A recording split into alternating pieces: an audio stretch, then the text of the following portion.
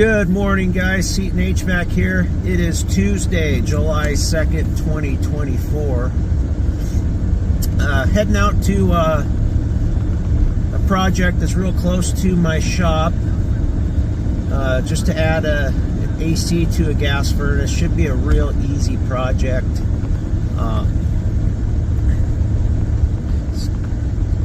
Got my brother helping me, so God help us there. Should be interesting. I'm gonna try to get you some video on it, and hopefully things don't go south. That's all I'm gonna say about that. And I got a couple other little things. Got to run out to the old gentleman that I had on my previous video.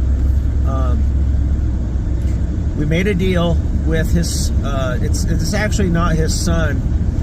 It's his nephew.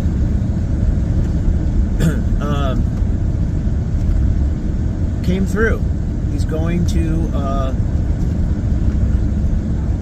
do the right thing, and I really am happy about that. So we're going to be putting in a new heat pump for him. I'm going to supply the equipment, and he's going to take care of some of my labor, so we're able to get the job done for him, which I'm really happy about. But we're going to run out there this afternoon after this air conditioner is installed, and get him a portable AC. I only got one I can give him. I got another one back from a customer yesterday, so I'm able to bring that out to him, and at least get it in his bedroom so he can sleep at night.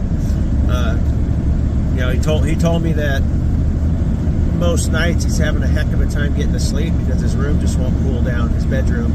So we're gonna bring that out to him, get him hooked up at least temporarily until I can get out there and do the actual heat pump, you know, for the forced air system. So I'm really happy about that one. I just don't like it when older people don't have the things they need, because they put their time in, and most of the time they deserve it. So we're gonna get him hooked up. So after that, to finish out the week, I got a couple of Mitsubishi jobs. Obviously I'm not working on the 4th of July, so I'm going to bracket those around that day. So on Wednesday, it's actually the same job, but he's got 2 splits in there, I believe. There might be one with a branch box, I don't know. But he's got a bunch of, you know, connections that need to be done. He ran some line sets short, so he's got some splices. Hopefully they're not up in somewhere hot, because it's going to be triple digits for, could be about 4 or 5 days straight. So that's not going to be fun. I don't really want to go into attics when it's above 60, really. But we'll get it done. We always do. Just how hard do you want to work at it? And you know, if you're an HVAC and you don't want to work hard, then there's something wrong with you. So yeah, that's what the day looks like. Got a couple trips to the hardware store, big box store. I gotta stock up on PVC and wiring, you know, little consumable type stuff. So you know, it's the day in the life of an HVAC contractor / secretary.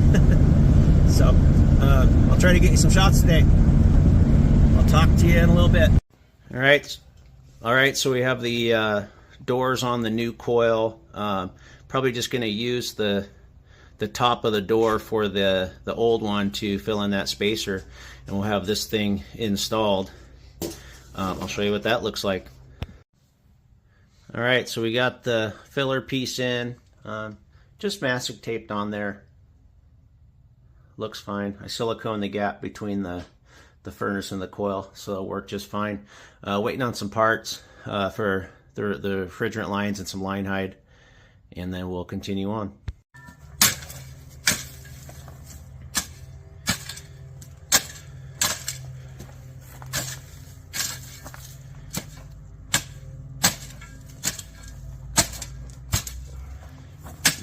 Sure look good with that shovel, man. Like I said, we're just waiting on Jensko for the pad, so he's got it leveled out for now, kind of leveled. We'll wait till we get the pad here to fine tune it, but we've got it cleared out, ready to go. Got our spotter up for our hole there for the line set. Make sure it's clear up above, and we'll go ahead and drill the hole. Easy as pie. We got our hole there through the ceiling in the garage near the furnace. Let's walk over to our hole outside. Drilled through the bird block there for the line to come down to the AC. We're going to keep moving on. Yep. We're waiting on parts here, so we're going to go ahead and get this drain in. So we're going to spot it over here in the corner. The old water heater that was sitting here leaked pretty bad. So drywall's missing back there. We're just going to spot it right in that back corner and see how it looks outside, and just drain her out real easy. The outlet's right there, so should be a quick little drain. We're just waiting on our delivery of our line set and our pad. I thought I had enough to do it, but you know, like, been so busy that I just spaced it. So we'll get this drain in. Okay guys, so here's how I like to do my condensate drains on these coils. So you got your primary here, gives you somewhere to clean out the primary line. And then also, I might cut a T in here because I like to have a spot there, but I mean, that works the same way. If you can blow it out that way, and then with this you could blow it out that way if you needed to. I don't recommend blowing into the coil anyway, because you'll just blow crap out of the internal drain pan. And then on the secondary we have our safety switch. It'll shut the air conditioner off if the primary blocks up. Now, this is the second time using this one. The first one was pretty good, but I don't know, the light illuminated when it wasn't supposed to, but it was still doing its job. So we'll see how these go. It's my second one that I'm installing. So yeah, that's how I like to set them up. This is a garage, so I don't know. A lot of guys won't put them in a garage. They want nuisance service calls with the system shutting off, but I don't want their garage flooding. So that's how I do it. And then I'm going to put clamps on all this and tighten everything up. Then I got all the proper stickers on there to let people know they have these installed on their system. So moving on. All right guys, here's our new unit. So what you can see here is 25 max fuse, 14 minimum circuit ampacity. So what that means is we're going to be able to get away with running number 12 wire, because you size the wire off of the MCA. He's going to come down through my hole there. So what he's going to do is he's going to run number 12 for that guy, 30 amp breaker, and then he's going to fuse it down in the disconnect to 25 amps. He has 25 amp fuses. So if you want to know how to size wire for these, and the circuit protection, you can put any breaker you want in the panel. Just make sure you fuse it down at the disconnect, and then size your wire per the MCA. Just had a discussion with them, so I thought I'd cut in and go over this with you. So we're getting our line set pulled here. So in typical Jensko fashion, they brought me the wrong line. So they brought me the old stuff with the insulation that tears, and a retrofit that just doesn't work. So what I had to do is take my white duct tape, and I actually wrapped this by hand, and I'll wrap the rest. Whatever has to go up in the attic, I'm going to wrap, because I can't have this stuff tearing on me. All right guys, so the line's through. If you see the way that line's torn up there, it's got cuts in the tape.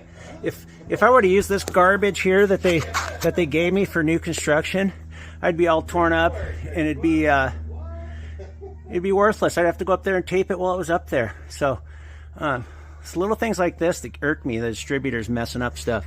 But we got her through there. I'm going to put some bend there. We're going to have a piece of line hide coming down here to the unit, and then over here we got her line down through, all taped nice so it's not torn up, and then we'll make that up. Okay, we got the line down through in our line hide cover, and just got the ends taped right there. We'll come back, set the pad, set the unit, braze it in. We're going to jump inside because the electrician needs to get here to mount his disconnect, so we'll get out of his way for a second. All right, so I got the inside all brazed in. This tried to pop out on me. It was kind of a struggle because but I had my brother pull it up. It's brazed good. It's solid. It just looks a little ugly. It's going to get covered. It's with the insole tube. And then I put the filter dryer inside, arrow towards the coil like it's supposed to be. I'll straighten all this up. It'll look nice when it's done. Just a rough in stage. And then let's go over here to the outdoor unit. So I got that all piped in. Got my wet rags on there. I don't use that putty stuff. This works just fine. Got nitrogen flowing through there. Let's braze them up. All brazed up, ready for nitrogen. Okay guys, got everything all cleaned up here. Drain's all done. I showed you that already. I got my secondary switch in there. I went ahead and just wrapped this whole thing with my white duct tape and wire tied it up real good. I'm going to seal that hole up there. So, looks pretty good. Filter dryer on the inside. It's solid. It's just an AC add-on. Don't look at that ugly old furnace there. Outside, I did the same thing. I went ahead, anything you can see outside the line hide, I went ahead and did the white tape because I hate that black stuff.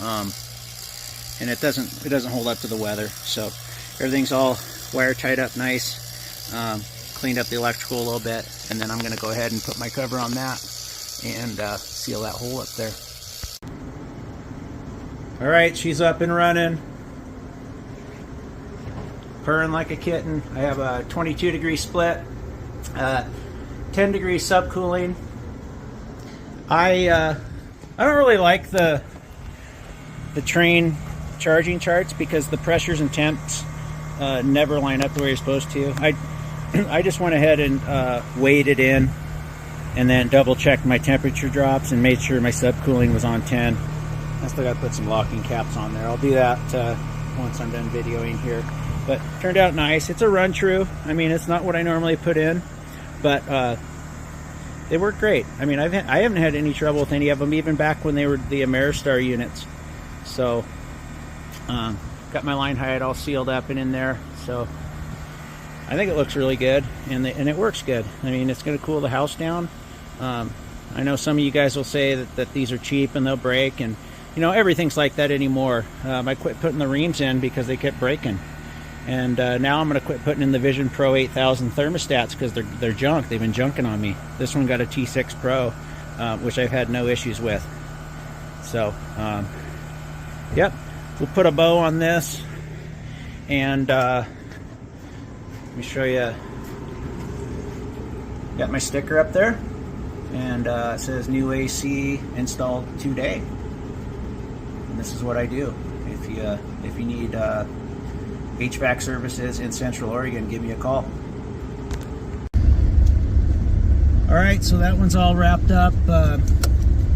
Went pretty smooth, other than waiting for Jensko to deliver some basic items. He was only about 2 hours late, so you know, I don't really care about the speed anymore anyway. It's more about doing a good job and making sure that the thing's going to work for a long time. So not much else to say about it. It's just a simple AC add-on.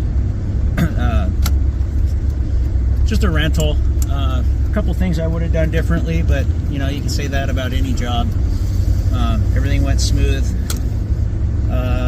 except I forgot to put the locking caps on. I'm going to go back and do that. Okay, disaster averted. I got the locking caps on. Good thing I went back because the electrician left a bunch of electrical fittings there in like one of those little drawstring bags, so I'm sure he'd be missing it. I'll see him next week, so I'll give those back to him. So anyway, that's a wrap on that one. Like I said, nothing too special, just a quick little AC add-on. 'Tis the season for that.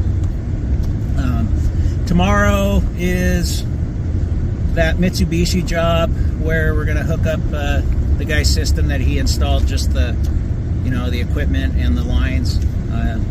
Apparently he doesn't know how to flare or make any connections or anything, so we're going to go do that.